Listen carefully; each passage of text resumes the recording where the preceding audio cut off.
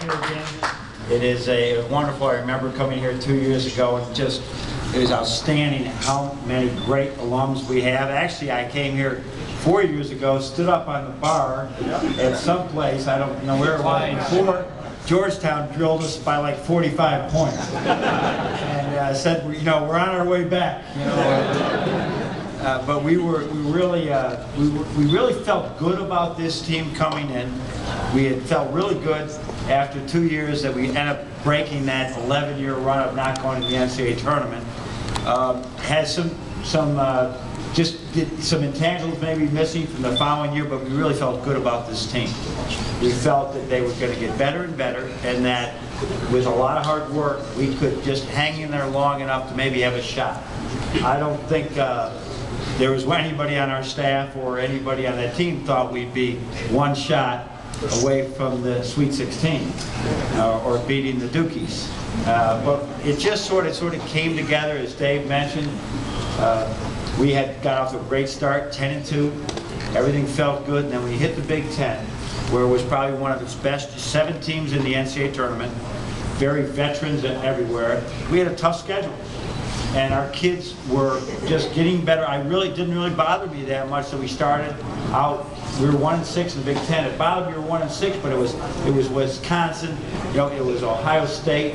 We were playing some very, very good teams there. We threw in Kansas just to soften up the schedule a little bit. And then we went on the road. We lost Indiana Northwestern. Well, those on the road for a young team, those are tough games. But it did bother me when we lost to Minnesota. We said, okay, that part of the schedule, now we can get ourselves going. And Minnesota just beat us pretty good at home. But our kids band together at that point. Dave and the whole administration, our whole coaching staff said, just keep going. Just keep going. We're closer than people think. And as he said, the game in East Lansing was huge, and just kept following up after that. If you got to coach our guys every day like we do, you'd say, you know, this is fun. And it is. We really have a very low maintenance team. You know, 2.8 grade point average in school.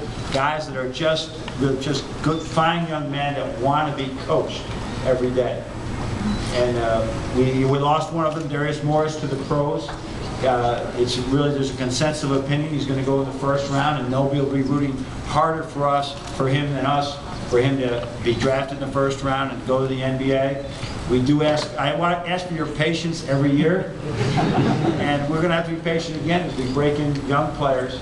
We love this team. We love our schedule is going to be very demanding. We make that trip out to Maui, right? And we go out, and we could play out there. We could play Kansas, UCLA, Duke.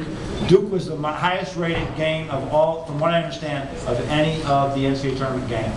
So what do you think ESPN may be thinking as far as that Maui tournament? What's best about it, we're going to go out there and do our best, and then we're going to come back and watch Brady Hoke beat Ohio State.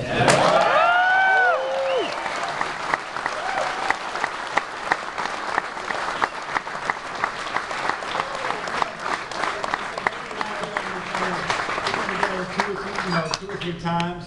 There's no, I'm telling this, your job is easy, man. This is an easy job being the coach of Michigan. I really love what's happening now at the university. Almost all our buildings are done. If you saw our player development center, the windows are going up, the glass is going up, it's getting bigger and better every day. Chrysler is having the most extreme makeover you'd ever seen. They're working 3 shifts, 7 to 3, 3 to 11, 11 to 7, to get Chrysler up to speed. And there's not a more exciting time in my mind ever for me to be coaching or coaching in Michigan. Go Blue. Thank you.